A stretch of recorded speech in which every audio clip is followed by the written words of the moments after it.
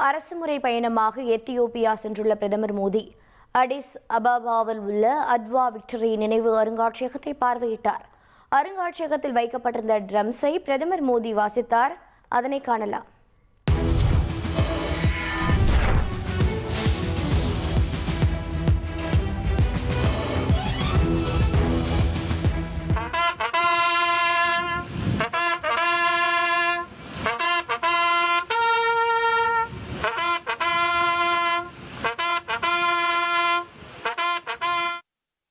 இது பற்றிய விவரங்களை செய்தியாளர் ரமேஷ்குமார் வழங்கிட கேட்கலாம். ரமேஷ்குமார், வணக்கம்.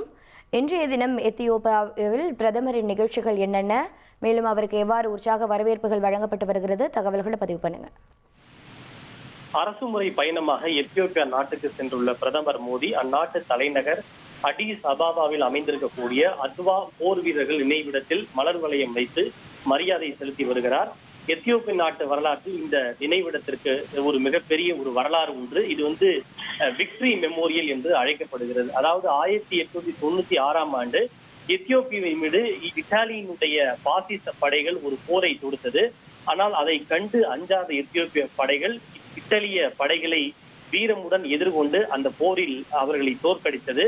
அந்த போரின் நினைவாகத்தான் இந்த நினைவிடம் அங்கு அமைக்கப்பட்டிருக்கிறது. இந்த நினைவிடம் இந்த போர் அத்வா போர் என்றும், இது அத்வா வெற்றி நினைவிடம் என்றும் இந்த நினைவிடம் அழைக்கப்படுகின்றது.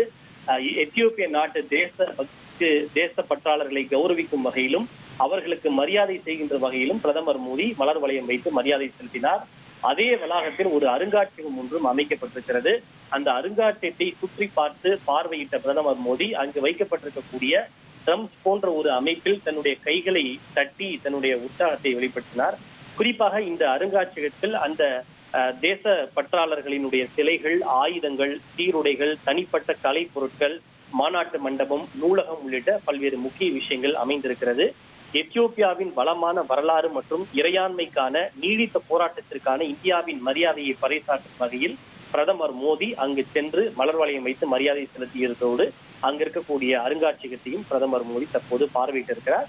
இதனைத் தொடர்ந்து தற்போது பிரதமர் மோடி எத்தியோப்பிய நாட்டு நாடாளுமன்றத்தின் கூட்டத்தில் நாடாளுமன்ற உறுப்பினர்கள் மத்தியில் உரையாற்றி வருகிறார். இது பிரதமர் மோடி உலக அளவிலான நாடாளுமன்றத்தில் உரையாற்றுவது இது 18வது நாடாளுமன்றம் என்பது குறிப்பிடத்தக்கது. உங்களுடைய தெளிவான தகவல்களுக்கு நன்றி ரமேஷ்குமார்.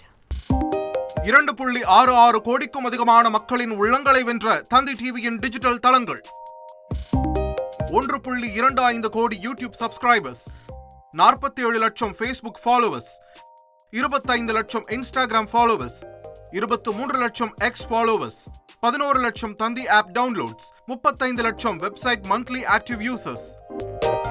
அசுரபலம் கொண்ட எங்கள் டிஜிட்டல் கரங்களில் உங்கள் விளம்பரங்களை சேர்க்க வாட்ஸ்அப் பண்ணுங்க 8939888378.